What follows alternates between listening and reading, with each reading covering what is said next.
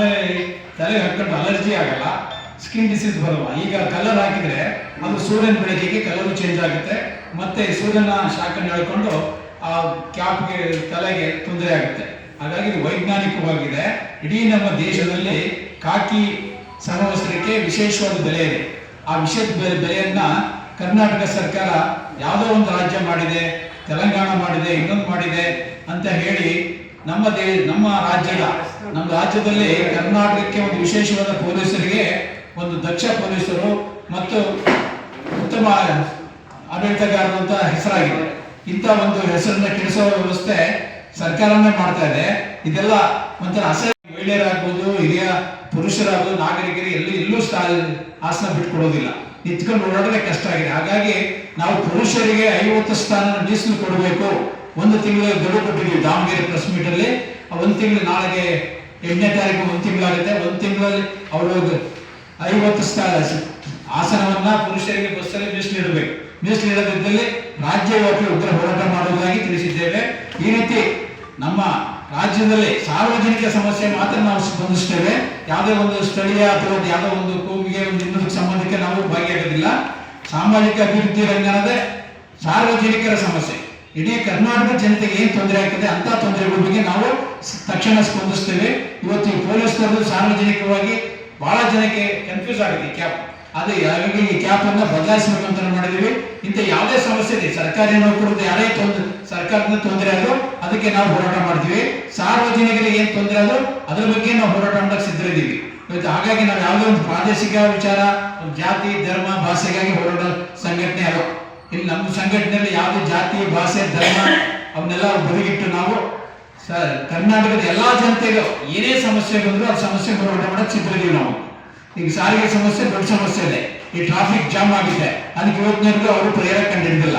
ಅದಕ್ಕೆ ಏನ್ ಮಾಡ್ಬೇಕು, ಅದಕ್ಕೆ ಒಂದು ಮನವಿ ಕೂಡ ಕಂಡಿದ್ದೀವಿ. ಟ್ರಾಫಿಕ್ ಜಾಮ್ ಆಗೋದನ್ನ ಕಂಟ್ರೋಲ್ ಮಾಡಕ್ಕೆ ಏನ್ ಮಾಡ್ಬೇಕು ಅಂತ. ಪಬ್ಲಿಕ್ ಏನೇನ್ ತೊಂದರೆ ಆಗುತ್ತೆ ಅವನ್ನೆಲ್ಲ ನಾವು ಗಮನಿಸ್ತಾ ಇದ್ದೀವಿ ಇಡೀ ರಾಜ್ಯದಲ್ಲಿ. ಆ ಪಬ್ಲಿಕ್ ಆದ ಸಮಸ್ಯೆಗಳನ್ನ ಹೇಗೆ ಪರಿಹಾರ ಮಾಡಬೇಕು ಅಂತ ಫಸ್ಟ್ ಸಂಬಂಧಪಟ್ಟ ಮಂತ್ರಿಗೆ ಮನವಿ ಕೊಡ್ತೀವಿ. ಅವ್ರು ಪರಿಹಾರ ಮಾಡಿದ್ರೆ ಅವರು ಆ ಕಚೇರಿ ಮುಂದೆ ಅಥವಾ ನಾವು ಯಾವ ರೀತಿ ಧರಣಿ ಮಾಡಬೇಕು, ನಮ್ದೇ ಶೈಲಿಯಲ್ಲಿ ಧರಣಿ ಮಾಡಿ ಜನಮನ ಮುಟ್ಟನ್ ಮಾಡ್ತೀವಿ. ಮತ್ತೆ ಇನ್ನು ಮುಂದೆ ಸರ್ಕಾರ ಯಾವುದನ್ನೇ ಜಾರಿ ತರಬೇಕಾದ್ರೆ ಒಂದು ಸಾರ್ವಜನಿಕರು ಕೇಳಿ ಮಾಡೋದು ಕಲಿಬೇಕು. ಯಾವುದೇ ಭಾಗ್ಯಗಳಾಗ್ಲಿ, ಯಾವುದೇ ಗ್ಯಾರಂಟಿ ಆಗ್ಲಿ, ಅವೆಲ್ಲ CM ಆಗಿರ್ಬೋದು, PM ಆಗಿರ್ಬೋದು, ಸಾರ್ವಜನಿಕರು ಕೇಳಿ ಮಾಡ್ಬೇಕು ಏನೇ ಮಾಡ್ಬೇಕಾದ್ರೆ. ಏಕಾಏಕಿ ಮಾಡೋದಕ್ಕೆ ಏನು ಅವರ ಸ್ವಂತ ಆಸ್ತಿ ಆಗಲ್ಲ. CM ಆಗಿ PM ಆಗಿಬಿಟ್ರೆ ಅವ್ರ ಆಸ್ತಿ ಆಗಲ್ಲ. ಸರ್ಕಾರ ಆಗಲಿ, ಇದು ಕರ್ನಾಟಕ ಆಗಲಿ, ದೇಶ ಆಗಲಿ. ಸಾರ್ವಜನಿಕ ಕೇಳಿ, ಕುಂದುಕೊರತೆ ಕೇಳಿ ತಂದು ಕೊಡ್ರಿ. ಬಡಬಗ್ರು ಏನ್ ಕೇಳ್ತಾರೆ ಅದನ್ನು ಕೊಡ್ರಿ. ಕೇಳಿರೋದಲ್ಲ ಯಾಕೆ ಕೊಡ್ತೀರಾ ನೀವು? ಯಾರು ದುಡ್ಡು? ನಿಮ್ಗೆ ಸಾಮಾಜಿಕ ಕಾಳಜಿ ಗೊತ್ತಿಲ್ಲ ಅಂತ ನಾವು ಹೇಳ್ಬೇಕಾಗುತ್ತೆ. ಸಮಗ್ರ ಸಾಮಾಜಿಕ ಸ್ಟಡಿ ಮಾಡಿ. ಪ್ರತಿ ಒಂದು ತಾಲೂಕು, ಜಿಲ್ಲೆ, ಹಳ್ಳಿಗೆ ಹೋಗ್ರಿ. ಒಂದು ಹಳ್ಳಿ ಹೋಗಲ್ಲ, ಬಸ್ಸಲ್ಲಿ ಓಡಾಡ್ಲಿ. ಈ ಸಾರಿಗೆ ಮಂತ್ರಿ ಬಸ್ಸಲ್ಲಿ ಓಡಾಡ್ಲಿ, ಗೊತ್ತಾಗುತ್ತೆ ಅವ್ರ ಕತೆ ಏನಾಗುತ್ತೆ ಅಂತ, ಎಷ್ಟು ಸಮಸ್ಯೆ ಅಂತ ಗೊತ್ತಾಗ್ತದೆ. ಇಲ್ಲ ತಾವೇ ಹೋಗಕ್ಕಾಗಿಲ್ಲ, ತಮ್ಮ ಅಧಿಕಾರಿಗಳು ಬಸ್ಸಲ್ಲಿ ಕಳಿಸ್ರಿ. ಇಲ್ಲಿಂದ ಇಲ್ಲಿಗೆ ಬೆಂಗಳೂರು ಟು ಬೀದರ್ ಕಳಿಸಿ, ಅಲ್ಲಿ ಏನು ಸಮಸ್ಯೆ ಇದೆ ಗೊತ್ತಾಗುತ್ತೆ. ಆಗ ಪರಿಹಾರ. ನೀವು ಏನು ಬಸ್ಸೇ ಹತ್ತೋದಿಲ್ಲ, ಚೇರ ಕುಂತರು ಹೇಳೋದಿಲ್ಲ, ಚೇರಿಗೆ ಲಾಭಿ ಮಾಡೋದು ಕುತ್ಕೊಂಡಿಲ್ಲ. ಅದು ಬಿಟ್ಟು ಪ್ರಯಾಣ ಮಾಡಿ, ಇಡೀ ರಾಜ್ಯ ತಿರುಗಾಡಿ, ಜನ ಸಮಸ್ಯೆ ಅಂತ ಗೊತ್ತಾಗುತ್ತೆ. ರೋಡಲ್ಲಿ ಕಾರಲ್ಲಿ ಓಡಾಡಿ ಗೊತ್ತಾಗ್ತದೆ ರೋಡ್ಗಳು ಏನಾಗಿದೆ ಅಂತ. ಬರೀ ನಗರ ಪಟ್ಟಣದ ಹಳ್ಳಿಗಳಲ್ಲಿ ರೋಡ್ ಓಡಾಡಕ್ಕಾಗಲ್ಲ.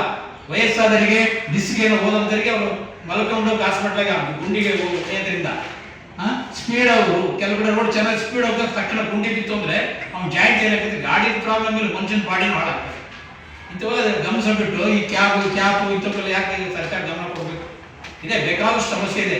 ಮತ್ತೆ ನೀವು ಬರಬೇಕು ಅನ್ನೋ ಆಸೆ ಇದೆ ನಿಮಗೆ, ಮತ್ತೆ ಮಂತ್ರಿ ಆಗಬೇಕು, CM ಆಗಬೇಕು ಅಂತ ಆಸೆ ಇದೆ, ಮತ್ತೆ ಅಧಿಕಾರ ಬರಬೇಕು ಅನ್ನೋ ಆಸೆ ಇದೆ. ಸರಿಯಾದ ಆಡಳಿತ ಕೊಡಿ ಜನಕ್ಕೆ. ಎಷ್ಟೋ ಜನ ಸಂಬಳ ಕೊಡಕ್ಕೆ ಆಗ್ತಿಲ್ಲ, ಬೈತಾ ಇದ್ದಾರೆ, ಚೀತು ಅಂತ ಬೈತಾ ಇದ್ದಾರೆ. ಅಂಥವ್ರು ನೋಡಿ ಗಮನ ಕೊಡಿ. ಹೀಗೆ ಸಾರ್ವಜನಿಕ ಸಮಸ್ಯೆ ಬೇಕಾದಷ್ಟಿದೆ. CM ಅಂದ್ರೆ ಸಾರ್ವಜನಿಕ ಸಮಸ್ಯೆ ಬಗ್ಗೆ ಹೋರಾಟ ಮಾಡೋದು ಹೊರತು ಇಂಥ ಕ್ಯಾಪ್ ಬದಲಾವಣೆ ಮಾಡೋದು, ಇನ್ನೊಂದು ಬದಲಾವಣೆ ಮಾಡೋದು ಅದು ಅರ್ಥವಿಲ್ಲದ್ದು ಅಂತ ಹೇಳ ಜನ ಬೈತಾರೆ ಅಷ್ಟೇ ಹೊರತು ನಾನು ಒಬ್ಬನೇ ಬೈಯಲ್ಲ. ಜನ ಬೈಯೋ ಮತ್ತೆ ನಾನು ಮಾತಾಡ್ತಾ ಇದ್ದೀನಿ ಅಷ್ಟೇ, ಬೈತಲ್ಲ. ದಯಮಾಡಿ ಈ ಕ್ಯಾಪ್ ಅನ್ನ ಆದಷ್ಟು ಬೇಗ ಬದಲಾವಣೆ ಮಾಡಿ. ಸಾರಿಗೆಯಲ್ಲಿ 50 ಮೀಸಲು ಸ್ಥಾನನ ಪುರುಷರಿಗೆ ತಕ್ಷಣ ಆದೇಶ ಹೊರಡಿಸಿಲ್ಲ ಅಂದ್ರೆ ನಾವು ರಾಜ್ಯವ್ಯಾಪಿ ಯಾವ ರೀತಿ ಮುಷ್ಕರ ಮಾಡಬೇಕು, ಯಾವ ರೀತಿ ಜನ ಮಾಡ್ಬಿಟ್ಟಾಗ ಆ ರೀತಿ ಹೋರಾಟ ಮಾಡಕ್ಕೆ ನಾವು ಕಂಕಣ ಬದ್ಧವಾಗಿದ್ದೀವಿ. ಅವ್ರದ್ದು ಗಲಾಟೆ ಮಾಡಕ್ಕಾಗತ್ತ, ಹೆಣ್ಮಕ್ಳು ಏನಾದ್ರೂ ಕಂಪ್ಲೇಂಟ್ ಕೊಟ್ಟರು ನಾವು ಹೊರಗಡೆ ಹೋಗ್ಬೇಕಾಗುತ್ತೆ. ಆ ಮಟ್ಟಕ್ಕೆ ಇರುತ್ತೆ. ಹಾಗಾಗಿ 50ರಷ್ಟು ಮೀಸಲು ಸ್ಥಾನ ಕೊಡಲೇಬೇಕು.